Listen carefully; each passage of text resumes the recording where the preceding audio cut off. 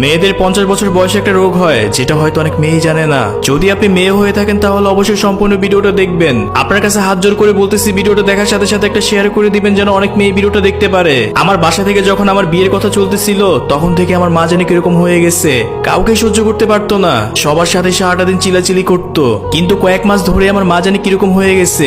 একদিন সকাল সকাল বাবা ঘুমাচ্ছিল, ওরকম সময় মা বাবার সাথে চিলাচিলি করতেছিল। তখন বাবা মাকে বলল, তুমি আবারও শুরু করছো, তোমার জন্য কি শান্তি মতো ঘুমাতেও পারবো না। আর তখন মা বিরক্ত হয়ে বাবাকে বলল, তুমি আমাকে এত বড় কথা বলতে পারলা? তোমাকে বিয়ে করে আমার জীবনে কি পাইছি? আমার জীবনটা নষ্ট হয়ে গেছে। আল্লাহ এত মানুষকে উঠায় নিতেছে, আমার কেন উঠায় নেয় না? আল্লাহ কি আমাকে চোখে দেখে না? এগুলো বলে সকাল সকাল চিলাচিলি করতেছে। আর তখন বাবা মার সাথে কোনো কথা না বলে রুম থেকে বের হয়ে গেল, কারণ বাবা ভালো করেই জানতো এখন যদি বাবা মার সাথে কোনো কথা বলে তাহলে আরো বেশি ঝগড়া লাগবে। একটু দাঁড়ান, আপনি কই থেকে ভিডিওটা দেখতেছেন একটু কমেন্ট করে বলে যাবেন, তাহলে আমার কাছেও ভালো লাগবে। যাই হোক, সেদিন দুপুরবেলা যখন বোন মাকে খাবার দিতে গিয়েছিল তখন বোনের সাথে মা অনেক খারাপ ব্যবহার করতেছিল। মা তখন খাবার মুখে দিয়ে বলতেছে, এগুলো কি খাওয়া যায় নাকি?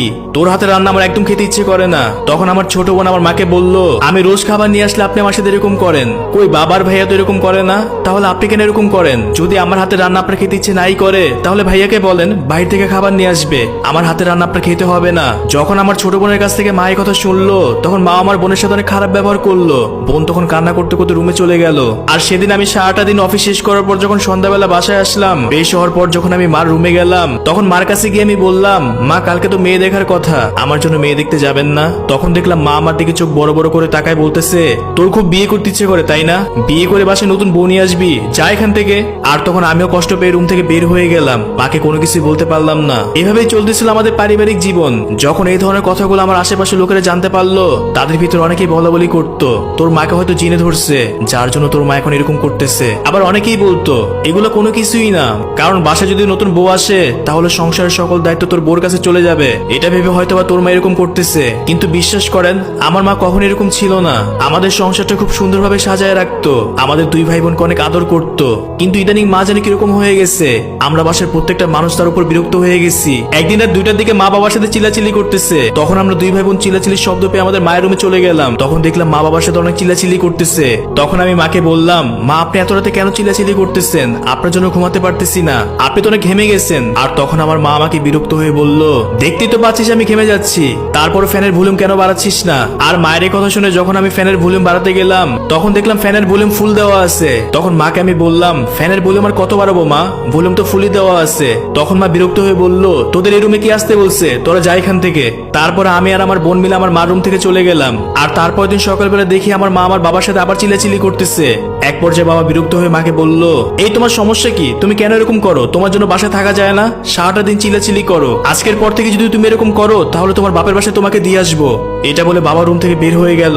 আর তারপর যখন দুপুরবেলা ছোট বোন আমার মাকে খাবার দিতে গেল তখন আবারও মা বোনের সাথে খারাপ ব্যবহার করলো।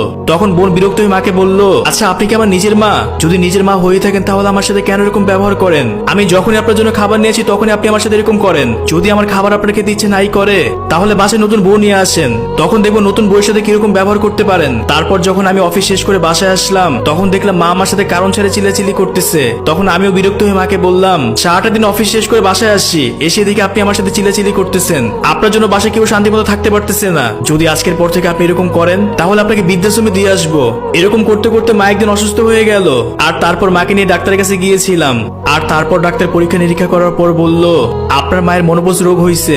এটা মূলত একটা মেয়ের 50 বছর বয়স হলে হয়, তখন মেয়েদের মাসের সমস্যা বন্ধ হয়ে যায়। এই জন্য অল্পতে তাদের মাথা গরম হয়ে যায়, কারো কথাই ভাল লাগে না, অতিরিক্ত ঘাম হয়। এছাড়া ওই সময় অনেক পরিবর্তনই দেখা যায়। এটার জন্য আপনার মায়ের কোনো দোষ নেই। যখন ডাক্তারের কাছ থেকে এই কথা শুনলাম তখন সত্যি বলতে নিজেদের কাছে অনেক বেশি খারাপ লাগছিল।